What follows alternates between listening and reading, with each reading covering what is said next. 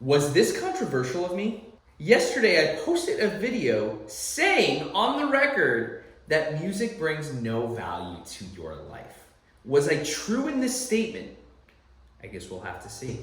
So before we get to the answer, go ahead and hit subscribe, hit the like button, maybe drop a comment. How do I look?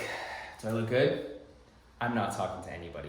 What's up, guys? Welcome to the YouTube channel. If you follow me on Instagram, which you most likely do, I posted a video yesterday talking about how instead of listening to rap music, you should be listening to audiobooks and educational podcasts. The video right here, which you can click and watch, got a lot of hate. My God, I've been spending so many hours listening to music about drugs and guns and jewelry and fancy cars that I should have been listening to educational podcasts and audiobooks. I am in the top category of listeners because I've listened to, I think, weeks of listening time on Audible. I've listened to hundreds of books and I listen to about... But music doesn't bring any value to your life. Listening to Taylor Swift or Lil Baby or Drake, yes, it might sound good. Yes, it might feel good.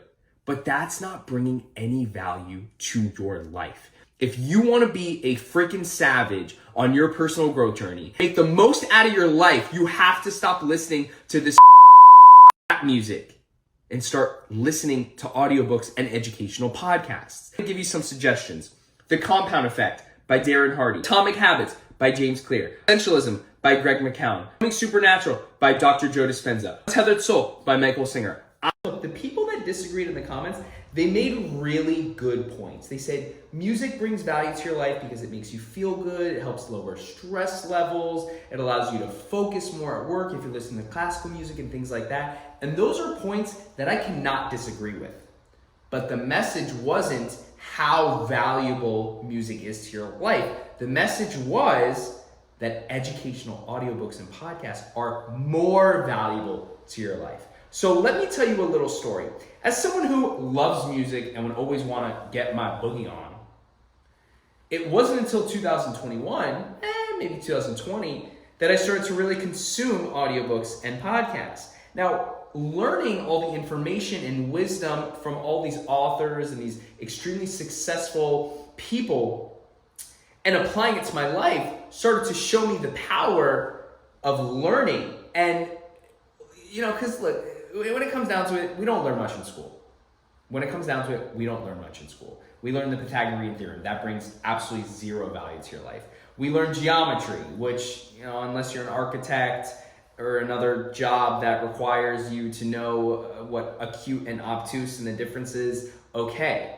But we're not taught mental health. We're not taught personal finance. We're not taught how to get smarter. We're not taught how to be sharper, be more creative, be more disciplined, right? We're taught to follow directions.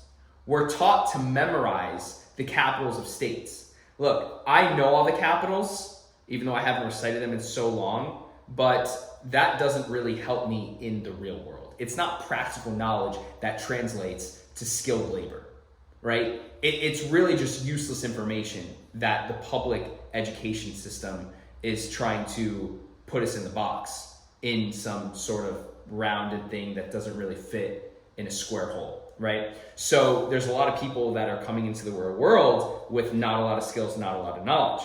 I was one of those people. Now, I graduated from Palm Beach Gardens High School, top 5% of my class. I pretty much got straight A's all through high school. I went to the best, as far as scholastically goes, university in the state of Florida, the University of Florida, go Gators. And even though I didn't graduate with honors or anything, I consider myself smarter than the average person. But it wasn't until I started listening to audiobooks that I realized that I'm actually stupider than I think.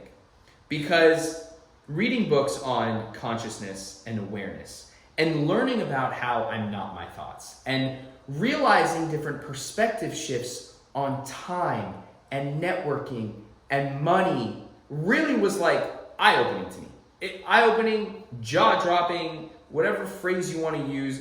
When I read these books or when I listen to these books, I am just blown away by the fact that no one taught me this sooner, right? And that can't be taught in a song. You can't learn about personal finance. You can't learn about consciousness. You can't learn about other things that are gonna make you a better person from listening to a rap song. And that was the point I was trying to make, okay? Now look, I feel like the message landed well. It got 25,000 views and counting, which for me is pretty good engagement. And I got to show off the fact that I'm a master when it comes to listening hours on Audible, so that was fun.